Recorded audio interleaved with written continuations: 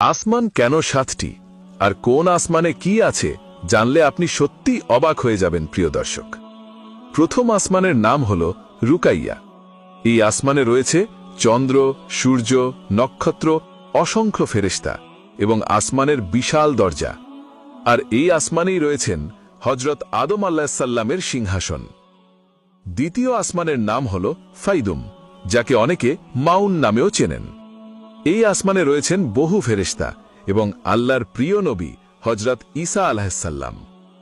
তৃতীয় আসমানের নাম হল মালাকুত বাহারিজুন। এখানে রয়েছেন ইবাদতে মশগুল অসংখ্য ফেরেশতা এবং সৌন্দর্যের প্রতীক হজরত ইউসুফ আলাইহিসসালাম। এরপর চতুর্থ আসমানের নাম হল জাহিরা। এই আসমানেই রয়েছে ফেরেশতাদের কাবা বাইতুল মামুর।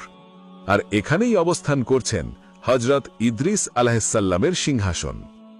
পঞ্চম আসমানের নাম হল মুসাহারাত। এই আসমানে রয়েছেন হজরত হারুন আলাইহিসসালামের সিংহাসন। ষষ্ঠ আসমানের নাম হল খালিসা। এখানে অবস্থান করছেন কালামুল্লার অধিকারী হজরত মুসা আলাইহিসসালাম। সবশেষ সপ্তম আসমানের নাম হল দামিরা। এই আসমানেই রয়েছে সিদরাতুল মুনতাহা, যার ঊর্ধ্বে আর কেউ পৌঁছাতে পারেনি। আর এখানেই অবস্থান করছেন হজরত ইব্রাহিম আলাইহিসসালামের সিংহাসন।